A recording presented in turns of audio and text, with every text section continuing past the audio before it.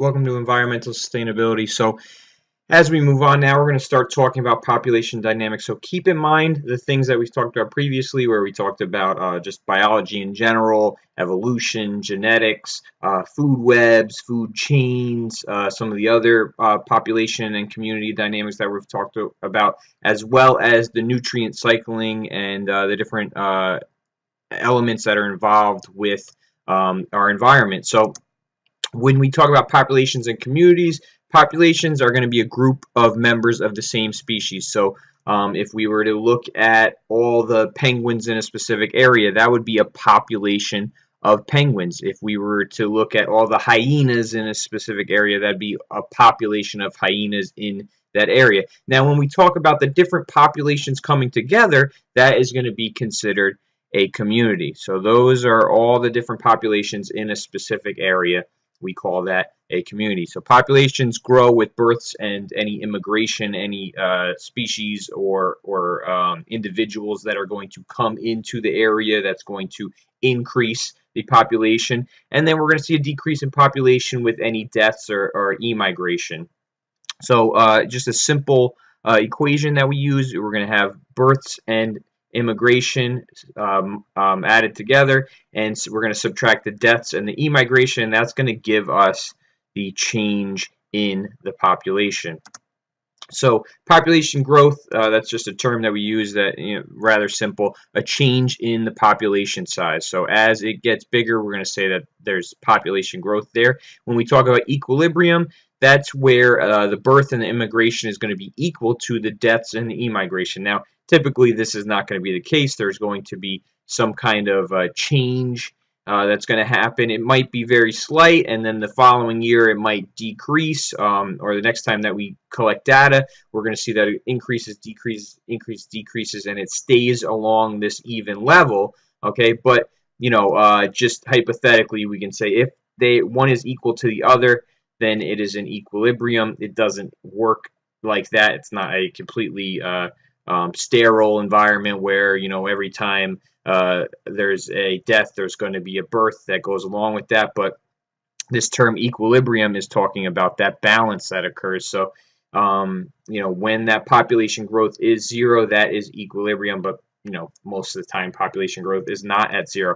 Population growth rate is the amount of population that has changed divided by the time it has changed. So when we are going to say how much of growth we've seen for a specific amount of time, say we see that there's an increase of 30 per year. That's the growth rate. So population growth curves that we look at, they're going to show the way populations grow and are used to determine rate of growth and the direction that the growth is going towards as we look into the future of that population. Constant population growth rate is a term or really a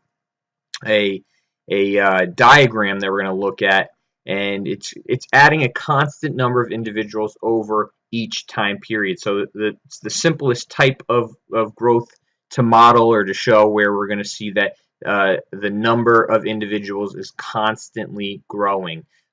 It's not generally found in nature, even though we think of things as if they're growing, it's going to be this constant amount. But just hypothetically, this is one type of population growth that we can talk about. It's useful for comparing to other growth patterns, and when we talk about, all right, how does it look in nature realistically? So the starting population and a constant times the time is going to equal the ending population. So one example is going to be, you start with 2 individuals and a constant growth rate of 2. At the end of 24 weeks, you're going to have 50 individuals. Exponential growth rate, which we see a lot more in nature, is going to be a growth at a constant rate.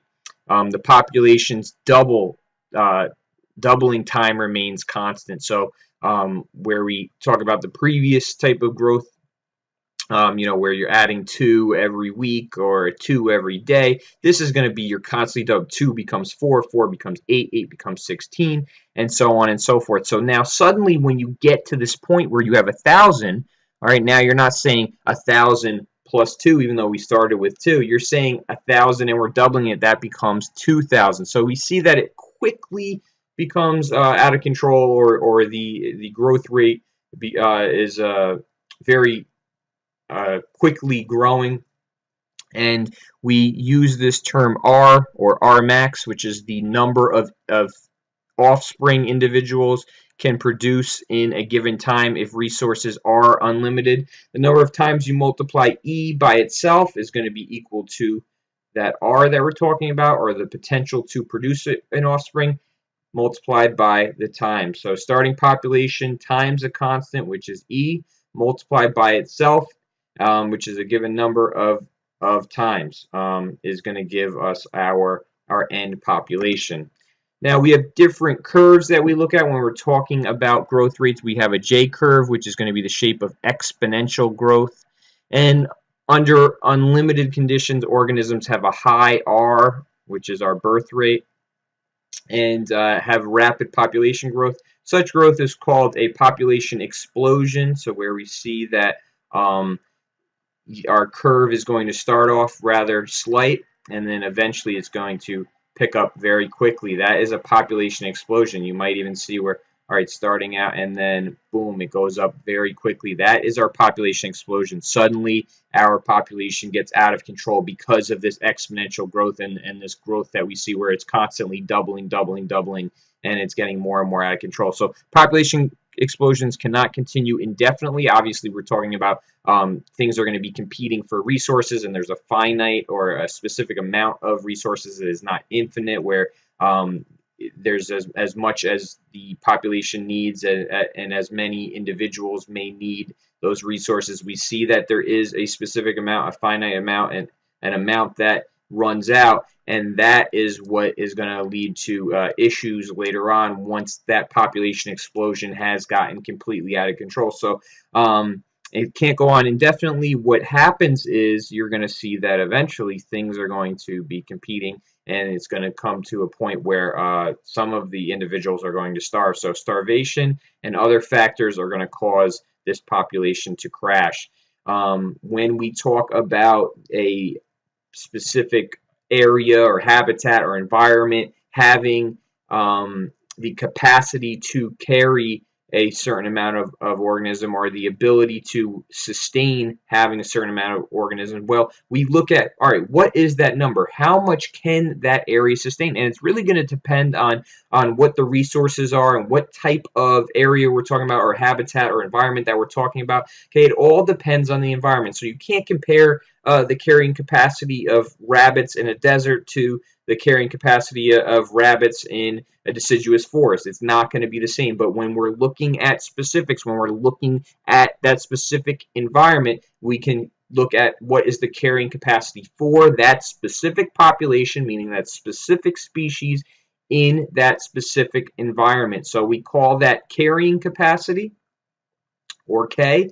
And it's going to be different from one animal or one organism, one population to the next. Obviously, just because you can have 1,000 deer in one forest doesn't mean that you can have 1,000 wolves or 1,000 rabbits. So it really depends on which organism you're talking about and which environment you're talking about. But when we look at carrying capacity, this is a hypothetical number that is the maximum population of a species, a habitat, can support long term. So yeah, we can see these numbers get rather out of control, okay, but then when we see that those organisms are starving, when there's starvation in that environment, well, that's not the environment supporting that organism or that population long term. All right, that means that, hey, it has not reached that equilibrium. It has not found that balance. And ultimately, we're going to, as humans, try to push towards finding that equilibrium, finding that carrying capacity level. So we also have logistic growth, which is some process slows growth, so the population levels off near the carrying capacity, results in more of an S-shaped curve opposed to a J-shaped curve. As population approaches the carrying capacity, growth slows.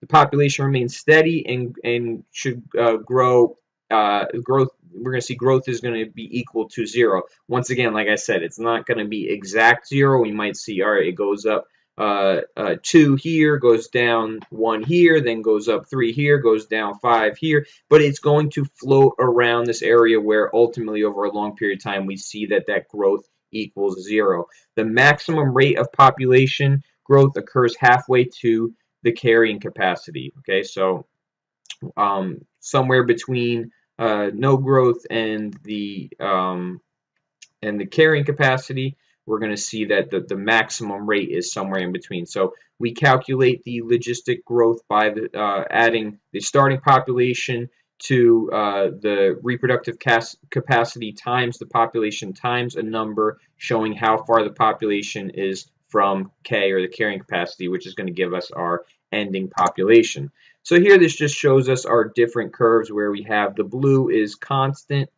We don't really see this typically. We're not going to see this constant growth in nature. What we normally are going to see is a lot of times we see this J curve where eventually it is going to have issues and it's going to have to work its way back down here. But we are hoping for a lot of times is the logistic growth where we're going to see it's going to boom. All right, this is halfway to carrying capacity, so we see that the rate is going to be at its maximum. And then once it approaches the carrying capacity is going to level out. Now, in reality, is it going to perfectly level out once we reach this K number that we established? No. Typically, maybe go a little bit above it, maybe a little, and we're going to see it kind of teeter around this carrying capacity number until forever, really. But when we look at it just as a hypothetical scenario, we draw it with this S-shaped curve. So real-life population growth, we see J-shaped growth is caused by unusual disturbances allowing rapid population growth. Like I said, where you're going to see that those populations are going to explode, but then there's going to be a crash somewhere along the way. So examples include an introduction to an invasive species, the elimination of a predator, or suddenly changed habitat. So if we introduce an invasive species, a species that doesn't really belong in that area, we're going to see that, maybe they don't have any predators and they have a lot of prey, so they're going in there, they're eating everything up. Nothing's really feeding on them because they're not supposed to be there in the first place. They don't really belong in that ecosystem, and we're going to see that their population is going to grow. And there's numerous examples of invasive species where somewhere along the way something was introduced and it exploded. Now, it might be that humans brought these invasive species on accident. It may be that they brought them thinking that they would help the ecosystem. I know that earthworms were not originally in North America, but Europeans always thought, hey, soil needs earthworms. Why doesn't this soil over here have earthworms? So they actually brought them in, and when they first came, there wasn't really anything that was looking for them. The birds didn't eat them yet, so they started to explode. And that's where we see that invasive species are going to create that J-shaped growth. Elimination of a predator. So we've seen that in hunting. If you remove all the predators, there's numerous case studies. The wolves of Yellowstone, when they remove the wolves, we see that anything that they preyed on started to grow at an alarming rate because there were no wolves to keep those populations at bay. So what we learned is that the wolves are actually good, even though people were afraid of the wolves and they ate some of the livestock. We needed them in those ecosystems to create that balance. And then as well as with a suddenly changed habitat where maybe there's more resources for a specific population that's going to make that population explode. So ultimately the population crashes and can cause other species to crash too. All right, if you see that now this population explodes, everything's great, then it crashes, well, something that depends on that is going to also crash as well. And like I said, invasive species, you're going to want to know this term. It's just a foreign species that is typically introduced by humans, often by accident. that will cause imbalances in the ecosystem because they're not supposed to be there. Before that, there might have been balance in that ecosystem. It's going to throw that balance off. S-shaped growth is seen in populations controlled by complex relationships between species. You see the S curves experience cycles of lower and higher numbers around the carrying capacity. So the population does not remain an exact number once it levels off, like I said, but it's going to stay around that carrying capacity. And this just shows you how we want that logistic growth where it's going to go towards the carrying capacity and then it's going to teeter around it. But sometimes we have that exponential growth where we see the population explosion and then we see the crash. And hopefully, it doesn't. Sometimes, maybe it'll be able to stick around and start to find its way on this carrying capacity level. But sometimes it just completely crashes, and then maybe it is no longer found in that environment. So biotic potential, when we talk about biotic potential, is the number of offspring produced under ideal conditions. Now, are there usually ideal conditions? No, but once again, these are hypothetical things that we like to talk about when we discuss environmental science, environmental sustainability, ecology. So offspring, that's going to be any birth, eggs, seeds, spores, depending on what organism we're talking about, measured by R, which is our rate at which organisms reproduce. Varies tremendously from maybe less than one birth per year. Some mammals like humans, they're going to give birth maybe once a year. Elephants once every 2 years. Obviously a human gives birth maybe once every year, but only for 3, 4, 5, 6 years, depending on how many kids you decide to have. So you're not really making a ton. Each person is not making a ton of individuals. You're not seeing this huge birth rate really. But when we talk about plants or invertebrates, even you're going to see that even with bacteria, okay, you're going to have millions and millions and millions per year because one plant can be responsible for all these seeds, and mold can be responsible for all these spores, and invertebrates can be responsible for all these eggs, and you're going to see that they create a lot more per year than maybe mammals do. So recruitment is the survival through early growth stages to become part of the breeding population. Young must survive and reproduce to have an effect on that population size that we are looking at. So environmental resistance, abiotic and biotic. So remember we talked about abiotic factors, which are non-living factors, and then biotic factors, which are living factors, cause mortality, which is death, prevents that unlimited population growth. Like we said, population growth is not unlimited. Environmental resistance, the biotic and the abiotic factors that limit a population's increase. It's not going to be able to exponentially increase forever, so it's really that environmental resistance that's going to have that influence. When we talk about examples of environmental resistance, biotic factors are going to be predators, parasites, competitors, lack of food. All of these things are the living things that are influencing that environmental resistance. And then you have the abiotic factors, which are temperature, moisture, light, salinity, pH, lack of nutrients, maybe fire. These are all things that are non-living that are going to influence the environmental resistance. Environmental resistance can also lower reproduction, loss of habitat, pollution, changed animal migration, all things that we see in real life that are going to influence the population of individuals. This just is an excellent diagram of the biotic potential versus the environmental resistance. So you have reproductive rate, and you have the ability to migrate or disperse, ability to invade new habitats, defense mechanisms, ability to cope with adverse conditions. You're going to see increasing potential.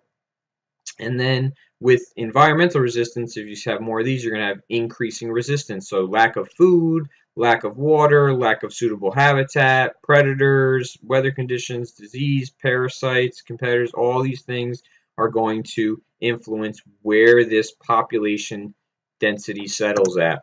So reproductive strategies that we like to talk about, there's R strategists. There are two reproductive strategies driven by biotic potential and environmental resistance that we typically like to talk about, comparing and contrasting each one. The R strategists are R selected species that we sometimes will call them, produce a lot of young but leave their survival to nature. So results in low recruitment, rapid reproduction and movement, short lifespan, adapted to a rapidly changing environment. This is where we talk about invertebrates, houseflies, insects, dandelions, cockroaches, frogs, salamanders. They're going to have a lot of eggs, a lot of babies, a lot of offspring, but they're not really seeing a high survival rate in those offspring. And then we have K-strategists, or K-selected species have a lower biotic potential or lower reproductive rate, but they're going to care for and protect their young, live in a stable environment already populated by the species, larger, longer lived, well adapted to the normal environmental fluctuations. You have populations fluctuate around that carrying capacity, and also sometimes called equilibrial species. And these are deer, humans, elephants. Humans, you think about them, all right, they're, a frog is going to have a huge cluster of eggs, and they're going to hatch into tadpoles, and then the tadpoles are going to do their own thing, and we hope for the best. But with humans, you see that, okay, we're going to care for our young, we're going to raise our young, we're going to do the best we can for them to make sure that they live long enough to pass on their genes and that they're able to survive in their environment. Well, frogs aren't doing that. So that's where you see the R strategists versus the K strategists. And this just is an example of where you see the K strategists have a type 1 pattern where, okay, survival rate is very high, and then eventually once you get old that it's going to drop. But it's rather the opposite when we talk about our R strategists, where survival rate, when they're hatching or the offspring are coming out, they're decreasing very rapidly, and then once they get to a point, they're going to level out if they've made it this far, and they're going to decrease in number a lot slower than when we talk about how we decrease as we get older. And then there's this intermediate pattern, or type 2 pattern, and they give you the example of squirrels.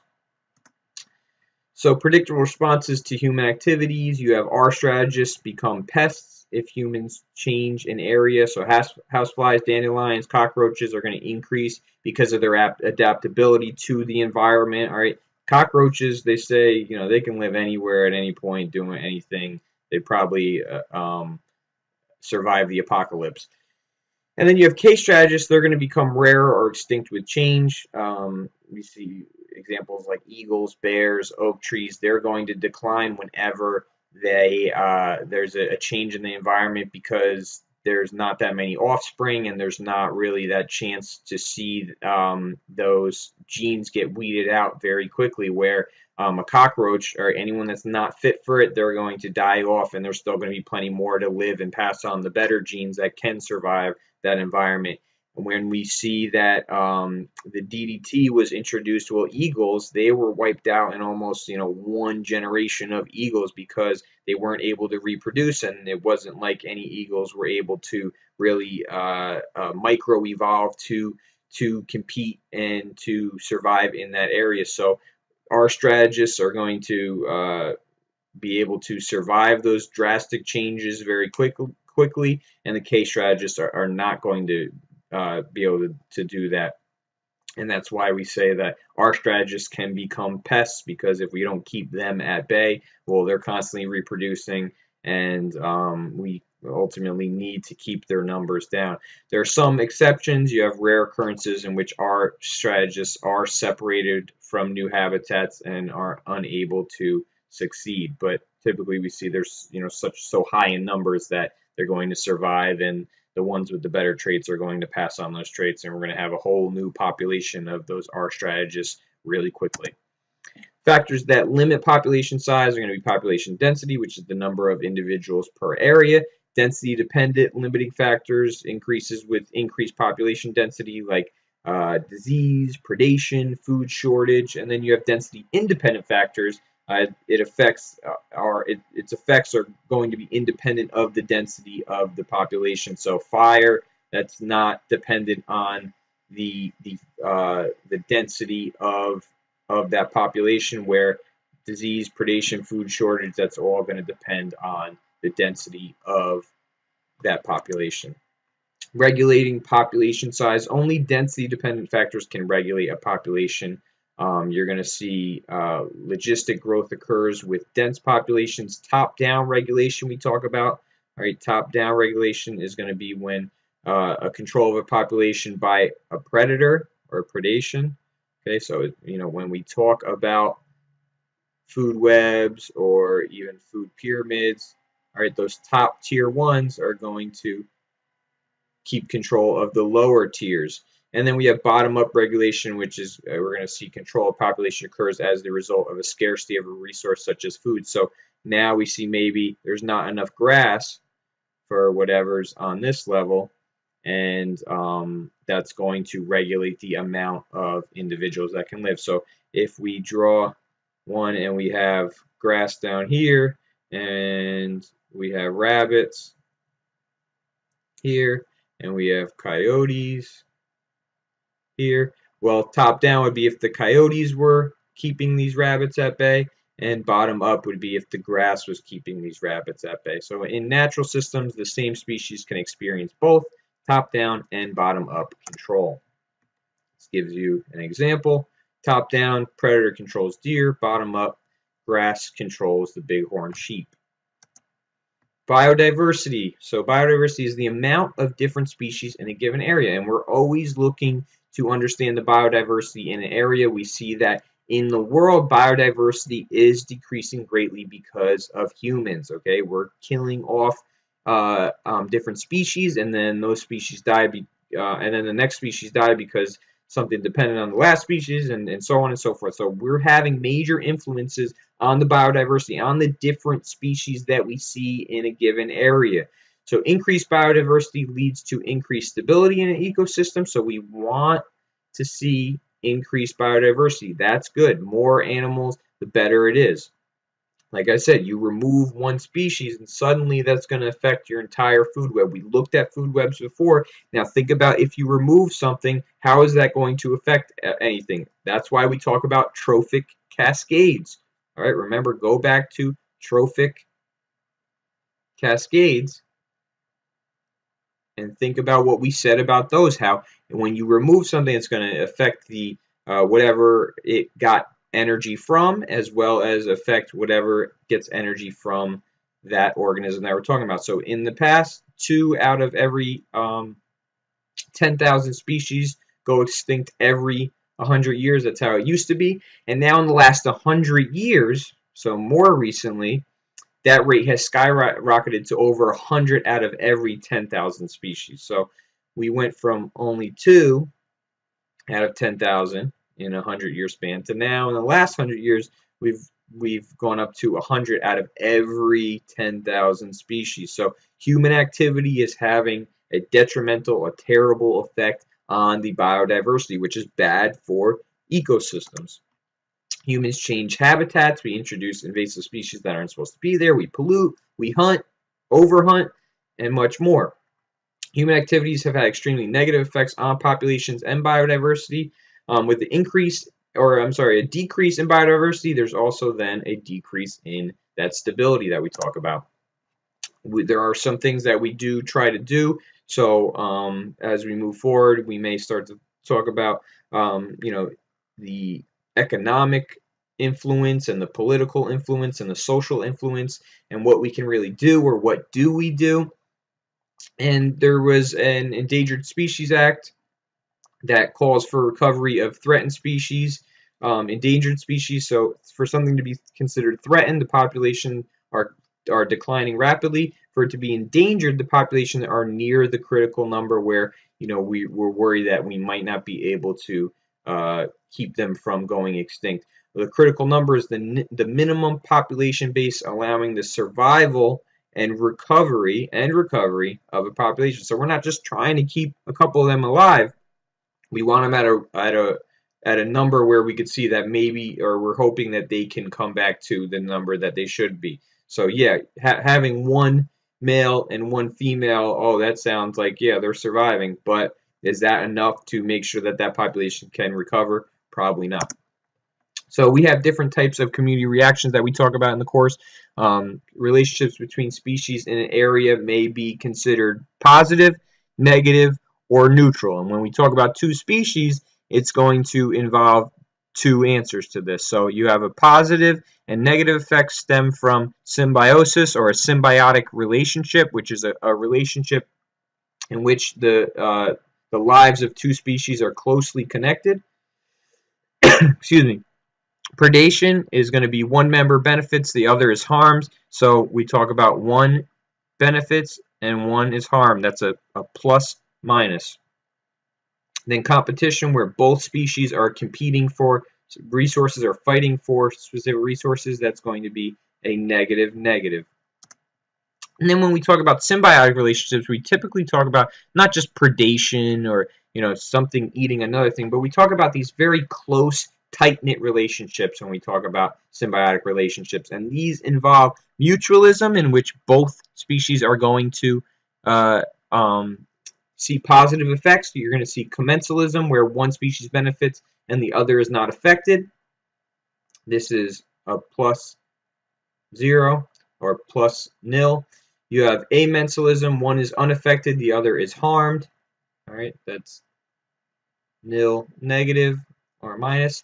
Happens through accident. Typically, we don't talk about this, but this is another term to know. It's like when the elephant steps on a flower. You have neutralism, which theoretically is possible to have a neutral or a 0-0 type of interaction, but we don't talk about these too much.